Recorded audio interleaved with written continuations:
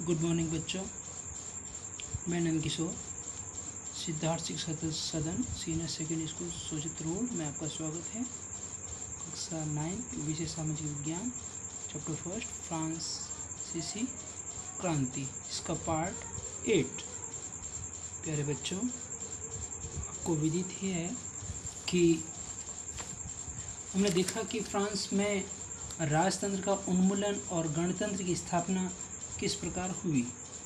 Louis 16वें ने संविधान पर हस्ताक्षर तो कर दिए थे, लेकिन प्रसा के राजा से उसकी गुप्त वार्ताएं चल रही थी और इस वे में फ्रांस की घटनाओं से अन्य पड़ोसी देशों के शासक भी चिंतित थे।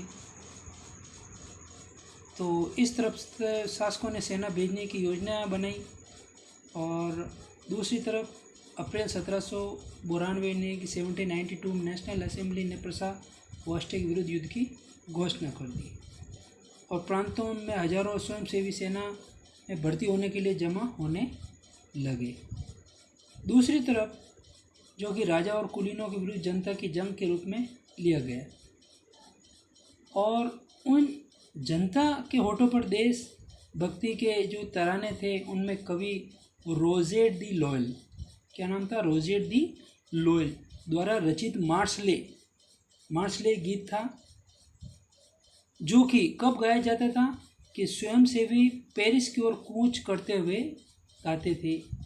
और मार्शले जो कि फ्रांस का राष्ट्रगान है ना। उसी प्रकार क्रांतिकारी युद्धों से जनता को भारी क्षति और आर्थिक कठिनाई झेलनी पड़ी और घर परिवार और रोजी रोटी की जिम्मेदारी औरतों पर आ गई थी। उसी प्रकार 1791 के संविधान के से सिर्फ अमीरों को ही राजनीतिक अधिकार प्राप्त थे और राजनीतिक क्लबों में अड्डे जमा कर राजनीति नीतियों और अपनी कार्य योजना पर कुछ लोग बहस करने लगते थे और जिसमें जैकोबिन क्लब सफल रहा, जो कि भूतपूर्व कॉन्वेंट ऑफ सेंट जैकब के नाम पर ये इसका नाम पड़ा, जो राजनीतिक समूह का अड्डा बन गया था। इस पूरी अवधि में महिलाएं भी सक्रिय थी, उन्होंने भी अपने क्लब बना लिए थे। जैकोबिन क्लब के मुख्यतः समाज के कम समृद्ध लोग हिस्सा लेते थे। दुकानदार, कारीगर, जूते बनाने वाले, पेस्ट्री बनाने वाले, घड़ी साज, छपाई, नौकर, दिहाड़ी मजदूरी इत्यादि शामिल थे। और इनके नेता कौन थे? मैक्समिलियन रोबेस्पियर, क्या नाम है? Maximilian Robespierre. जैकोबिन के एक बड़े वर्ग ने गोदी कामगारों की धारीदार लंबी पतलून पहनने का निर्णय किया। ऐसा उन्होंने समाज के फैशन प्रत लोग, जो कि कुलीन वर्ग जो ब्रीचेस पहनते थे, ये कम समृद्ध लोग लंबी पतलून पहनते थे धारीदार, जो कि कुलीनों को उनसे अलग करती थी, है ना, जिसे सौ कुलात कहते थे। जैकोबिनों को क्या कहते थे? सौ कुलात। इसका शाब्दिक अर्थ क्या था? बिना घुटनों वाले। 100 कुलात के लोग लाल टोपी पहनते थे, जो कि स्वतंत्रता का प्रतीक था। उसी प्रकार खाद्य पदार्थों की महंगाई भी जैकोबिनों ने विद्रोह किया था और धीरे धीरे ये इस प्रकार असेंबली ने शाही परिवारों को जेल में डाल देना शुरू कर दिया। 21 वर्ष से अधिक उम्र वाले सभी पुरुष, चाहे संपत्ति हो या नहीं, उन्हें मतदान देने का अधिकार दिया गया। और 21 सितंबर 1792 को राजतंत्र का अंत हो गया। फ्रांस को एक गणतंत्र घोषित किया गया। कब? 21 सितंबर 1792 को, ठीक है ना। इस प्रकार लुई 16वें को फांसी दी गई। कब? 21 जनवरी 1793 को। कहाँ पे? प्लेस डी लो कॉन्कॉर्ड में सार्वजनिक रूप से फांसी दी गई। और उनकी रानी मेरी एंटोइनेट का भी यही हश्र हुआ, यानी कि उसको भी फांसी दी गई, जो कि लुई 16 ने 20 वर्ष की आयु में इनसे विवाह किया था। अब प्यारे बच्चों, इसी के साथ आगे बढ़ रहे हैं। आतंकवाद का राज कहाँ से? 1793 से 1794 तक, ठीक है ना, जो कि इसे क्या कहा जाता है? आतंकवाद का राज कहा जाता है। आतंक का शासन रोबेस्पियर यानी कि जैकोबिन क्लब द्वारा गणतंत्र की रक्षा, आंतरिक विद्रोह के दमन, फ्रांस की विदेशी आक्रमणों से रक्षा हेतु 1793 से 1794 के काल को क्या कहा जाए, आतंक राज कहा जाता, ये स्थापित किया गया।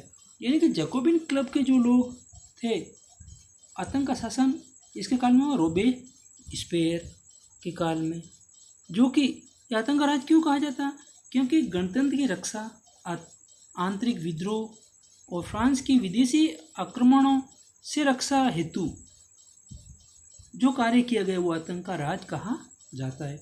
रोबेस्पियर ने नियंत्रण व दंड की सख्त नीति अपनाई, टिट फॉर टैट की नीति इन्होंने अपनाई, जिसमें कुलीन व पादरी अन्य राजनीतिक दलों के सदस्य, उसकी कार्यशैली से असहमति रखने वाले पार्टी सदस्य, उन सभी को गिरफ्तार कर जेल में डाल दिया गया व एक क्रांतिकारी न्यायालय द्वारा उन पर मुकदमा चलाया गया,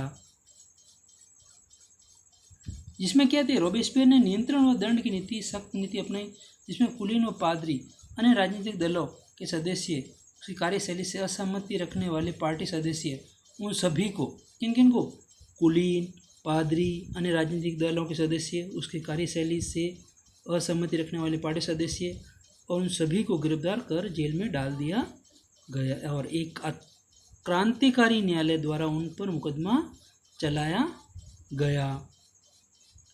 ठीक है ना।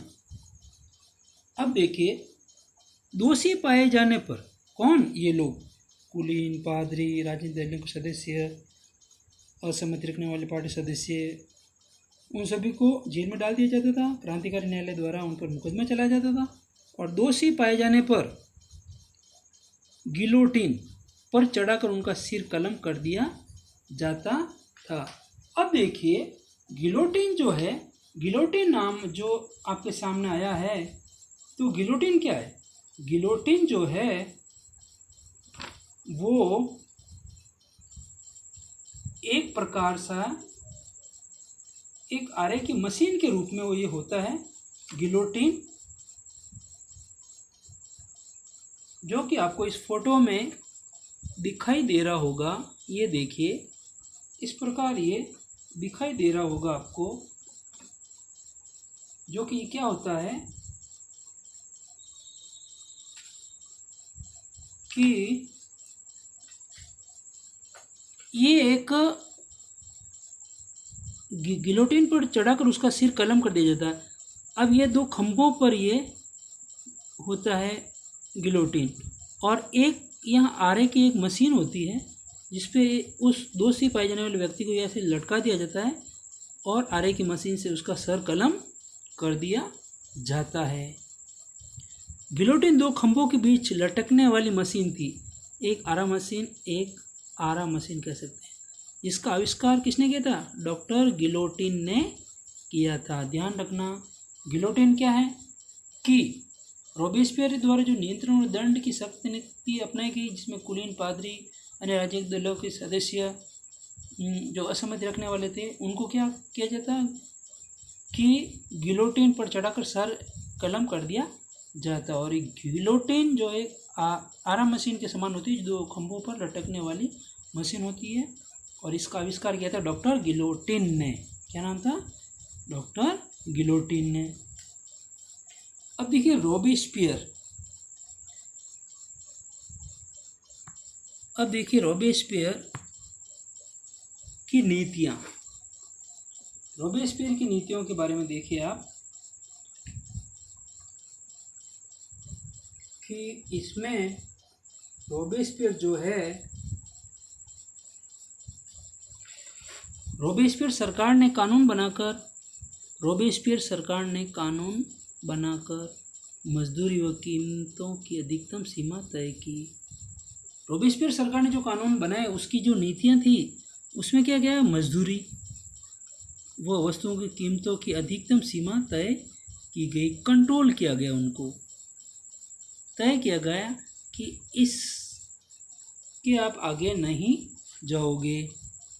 गोश्त व पाव रोटी की राशनिंग कर दी गई। गोश्त यानी कि मांस व पाव रोटी की राशनिंग कर दी गई। राशन के तौर पे उनको एक साथ मिल जाता था। किसानों को अपना अनाज शहरों में ले जाकर सरकार द्वारा तय कीमत पर बेचने के लिए बाध्य किया गया। गोश्त जिनको जितना चाहिए वो उतना मिल जाता था उस सीमा के तय के अनुसार, और पाव रोटी भी उनको राशनिंग के अनुसार मिल जाती थी। राशन के अनुसार घर में कितने सदस्य हैं उसी के अनुसार उनको मिल जाती थी। और किसानों को भी अपना जो अनाज था वो शहरों में ले जाकर सरकार द्वारा, इम्पोर्टेंट चीज़ें, सरकार द्वारा तय कीमत पर बेचने के लिए भी बाध्य किया गया।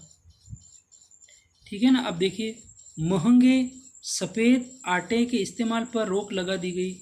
जो आटा जो महंगा था उनके इस्तेमाल, उनका प्रयोग करने पर रोक लगा दी गई। सभी नागरिकों के लिए साबुत गेहूं से बनी व बराबरी का प्रतीक मानी जाने वाली, इसको हम समता रोटी कहते हैं। महंगे आटे पर रोक लगा दी गई। नागरिकों के लिए साबुत गेहूं से बनी व बराबरी का प्रतीक मानी जाने वाली समता रोटी लाना अनिवार्य कर दिया गया। जो भी रोटी लाएगा वो साबुत गेहूं से बनी वो बराबरी का प्रतीक माने जाने वाली समता रोटी, उसका क्या नाम था? समता रोटी लाना अनिवार्य कर दिया गया। बोलचाल में परंपरागत मंशूर जिसको कहते हैं महाशय, मदाम कहते हैं महोदय, किसान और फ्रांसीसी पुरुषों व महिलाओं को, फ्रांसीसी महिलाओं क्या कहते हैं? पुरुषों क्या कहते हैं? सीतोयेन यानी कि वो नागरिक, और सीतोयेन नागरिका नाम से संबोधित किया जाने लगा। ठीक है ना। उसी प्रकार देखते हैं, चर्चों को बंद कर उनके भवनों को बैरक या दफ्तर बना दिया गया। चर्च बंद कर दिए गए, जो ईसाइयों का धर्म स्थल था, ईसाइयों का धार्मिक स्थल, चर्च को बंद कर दिया गया। उनके भवनों को बैरक या दफ्तर बना दिया गया। बैरक जिसको बंद किया जाता है, बैरक या जेल को बैरक या दफ्तर बना दिया गया। ठीक है ना। तो इस प्रकार रॉबेस्पियर ने अपनी नीतियों को इतनी सख्ती से लागू किया कि उसके समर्थक भी त्राही करने लगे। उसके समर्थक भी क्या करने लगे? त्राही करने लगे। और इस प्रकार रॉबेस्पियर ने ये नीतियाँ अपनाई कि मजदूरों और कीमतों, रोटियों का भी इस्तेमाल उन्होंने तय सीमा के अनुसार ही करना शुरू कर दिया था। ठीक है। उसी के अकॉर्डिंग नीतियाँ चलाई, और वो नीतियाँ भी इतनी सख्त बनने लगी कि उनके जो समर्थक थे वो भी त्राही करने लगे। रॉबेस्पियर ने अपनी नीतियों को इतनी सख्ती से लागू किया कि उसके नागरिक भी त्राही करने लगे। अतः जुलाई 1794 में न्यायालय द्वारा उसे दोषी ठहराया गया। किसको? रॉबेस्पियर को क्या किया गया? दोषी ठहराया गया। वह अगले दिन गिरफ्तार कर गिलोटिन पर चढ़ा दिया गया। यह दौर संपूर्ण क्रांति में कलंक के समान था। ठीक है ना। तो रॉबेस्पियर को भी गिलोटिन पर चढ़ा दिया गया, जिसने कि इसी ने तो नियंत्रण और एक दंड की सख्त नीति अपनाई थी। और गिलोटिन, जो डॉक्टर गिलोटिन ने उसका आविष्कार किया था। तो गिलोटिन पर रॉबेस्पियर को चढ़ा दिया गया और 1794 में न्यायालय द्वारा उसे दोषी ठहराया गया। गिरफ्तार करके अगले ही दिन उसे गिलोटिन पर चढ़ा दिया गया था। ठीक है ना। इस प्रकार रॉबेस्पियर का भी खात्मा हो गया। डायरेक्टरी शासित फ्रांस वो कब था? 1795 से 1799 ईस्वी तक। जैकोबिन सरकार। अब देखिए, इस प्रकार जैकोबिन सरकार ने पतन के बाद, जैकोबिन सरकार के पतन के बाद यानी कि समूल नष्ट होने के बाद नेशनल कन्वेंशन के ने नए संविधान का निर्माण कर कार्यपालिका का उत्तरदायित्व 5 सदस्यों वाली डायरेक्टरी को सौंप दिया। जैकोबिन सरकार का पतन हो गया और नेशनल असेंबली से नेशनल कन्वेंशन में कन्वर्ट हुआ और नेशनल कन्वेंशन ने नए संविधान का निर्माण कर कार्यपालिका का उत्तरदायित्व 5 सदस्यों वाली, कितने सदस्य थे इसमें? सदस्य 5 सदस्य डायरेक्टरी में। डायरेक्टरी कह सकते हैं, डायरेक्टरी कह सकते हैं, डायरेक्टरी भी कह सकते हैं अपन। क्या कह सकते हैं? डायरेक्टरी, डायरेक्टरी भी कह सकते हैं। और मध्य वर्ग के संपन्न तबके के पास सत्ता आ गई, यानी कि जो जैकोबिन सरकार के पतन के बाद मध्य वर्ग जो था, जो संपन्न मध्य वर्ग के जो संपन्न तबके के लोग थे, उनके पास वो सरकार आ गई। नए संविधान के तहत संपत्तिहीन तबकों को मताधिकार से वंचित भी कर दिया गया। इसमें कितने सदस्य थे? 5। नए संविधान के तहत संपत्तिहीन, जिनके पास ज़्यादा संपत्ति नहीं थी, और ये किनके पास आ गई? संपत्ति, जिनके पास संपत्ति थी, जिनके पास, ये डायरेक्टली किसके पास आ गई? ये संपन्न तबके के पास, संपन्न तबके के पास। तो इन्होंने क्या किया कि नए संविधान के तहत संपत्तिहीन जो संपन्न लोग थे, उनके पास ये डायरेक्टरी आ गई जिसमें 5 सदस्य थे, और नए संविधान के तहत संपत्तिहीन, जिनके पास संपत्ति नहीं थी, तबके को मताधिकार, मत देने का अधिकार, वोट देने के अधिकार से वंचित कर दिया गया। इस संविधान में 2 चुनी गई विधान परिषदों का प्रावधान था। 2 विधान परिषदों का संविधान था, विधान परिषदों से होता था। तब परिषदें उन्हें बर्खास्त करने की चेष्टा करती थी। डायरेक्टरी की राजनीतिक अस्थिरता से सैनिक तानाशाह नेपोलियन बोनापार्ट के उदय का मार्ग प्रशस्त हो गया। अब क्या था कि डायरेक्टरी या डायरेक्टरी में भी क्या था कि संपत्ति लोगों को मताधिकार से वंचित कर दिया गया, और इससे क्या होता कि डायरेक्टरी या डायरेक्टरी में भी विरोधाभास होने लगा और परिषद उन्हें बर्खास्त करने की चेष्टा रखती थी।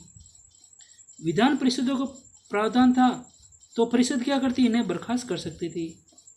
परिषद उन्हें, यानी कि डायरेक्टरी के सदस्यों को, उन्हें बर्खास्त कर सकती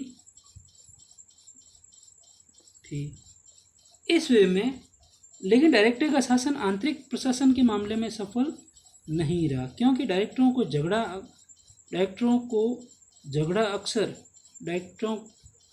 झगड़ा अक्सर विधान परिषदों से होता था। तब परिषद उन्हें बर्खास्त करने की चेष्टा रखती थी।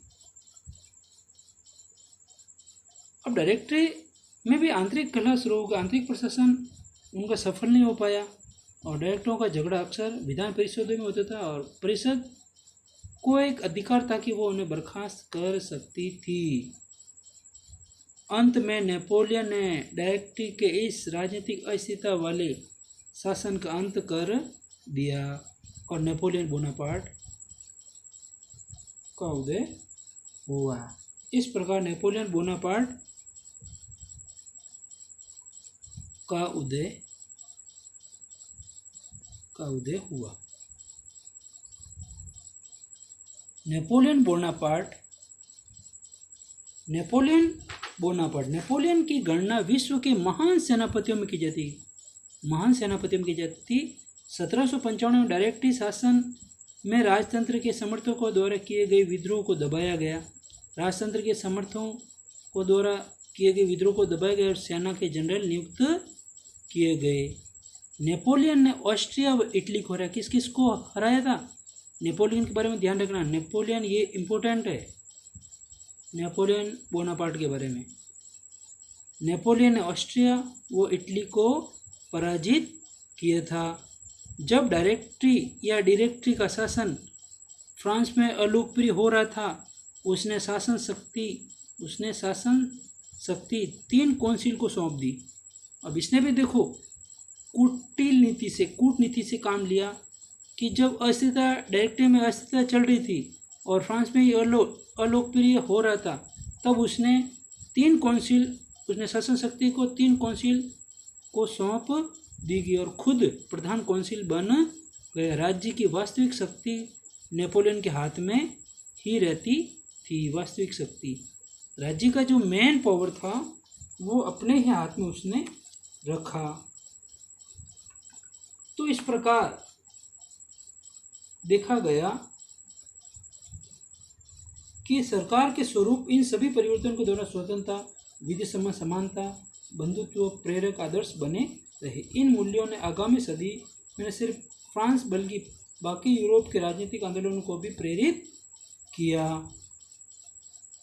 ठीक है ना। तो इस प्रकार नेपोलियन बोनापार्ट ने डायरेक्टरी की अस्थिरता के कारण उसका फायदा उठाया और फायदा उठाकर वो खुद वहाँ अपने तानाशाही साम्राज्य की शुरुआत कर दी थी, जो कि उसने ऑस्ट्रिया और इटली को हराकर अपने आप को स्थापित किया था। ठीक है ना। तो इस प्रकार 1804 में उसने स्वयं को फ्रांस का सम्राट घोषित किया गया। फ्रांस का सम्राट कब घोषित किया उसने? 1804 में। इस प्रकार नेपोलियन के तानाशाही साम्राज्यवादी शासन की शुरुआत हुई। नेपोलियन का शासन कैसा था? तानाशाही साम्राज्यवाद, तानाशाही था, तो अपनी इच्छा अनुसार कर सकता था, क्योंकि शुरू से एक सफल सेनापति तो था ही, एक सफल शासक भी बना और एक तानाशाह भी रहा। उसने पड़ोसी यूरोपीय देशों की विजय यात्रा शुरू की। पड़ोसी यूरोपीय देशों की विजय शुरुआत की। पुराने राजवंशों को हटाकर नए साम्राज्य बनाए और उनकी बागडोर अपने रिश्तेदारों को सौंपी। सबसे बड़े कि उसने पुराने जो जितने भी राजवंश थे उनको हटाया, नए साम्राज्य स्थापित किया और उनकी बागडोर है वो अपने रिश्तेदारों को सौंपी। नेपोलियन ने खुद को यूरोप के आधुनिकीकरण का अग्रदूत, ये भी इम्पोर्टेंट है, प्रश्न आ सकता है, ये भी 1804 वाले भी इम्पोर्टेंट है, ध्यान रखना। यूरोप, अब मान लो प्रश्न आ जाए कि यूरोप के आधुनिकीकरण का अग्रदूत किसे कहा जाता? नेपोलियन को कहा जाता। नेपोलियन खुद को कहा। उसे निजी संपत्ति की सुरक्षा के कानून बनाने के साथ दशमलव पद्धति पर आधारित नापतोल की एक समान प्रणाली चलाई। उसने कौन सी प्रणाली चलाई? कि निजी संपत्ति दशमलव पद्धति पर आधारित नापतोल की एक समान प्रणाली भी चलाई और निजी संपत्ति की सुरक्षा के लिए कानून बनाए। ठीक है ना। उसने कार्य भी कई किए थे। उसकी साम्राज्यवादी महत्वाकांक्षा के कारण जल्द ही उसकी सेनाओं को लोग मुक्तिदाता के स्थान पर हमलावर मानने लगे। इसने साम्राज्यवादी नीति में वो जनता को भूल गया और जनता पर भी क्रूरता दिखाने लगा। पहले तो लगा कि वो मुक्तिदाता है, वो उसका उदय हुआ किसी अच्छे कार्य के लिए, लेकिन हमला इतना होने लगा कि मुक्तिदाता के स्थान पर उसे उन्हें लोग हमलावर मानने लगे। 1815 के वाटरलू के युद्ध में, वेरी वेरी इंपॉर्टेंट, 1815 के वाटरलू के युद्ध में मित्र राष्ट्रों यानी प्रसा, रूस, ऑस्ट्रिया, ध्यान रखना है तीनों, प्रसा, रूस, ऑस्ट्रिया, उसे हरा कर कैद कर लिया गया और उसकी मृत्यु 1821 में हुई। वाटरलू के युद्ध में वो हार गया था 1815 में और प्रसा, रूस, ऑस्ट्रिया ने मिलकर उसे कैद कर लिया गया और उसे हरा दिया गया, कैद कर लिया। 1821 में उसकी मृत्यु हो गई। ठीक है ना।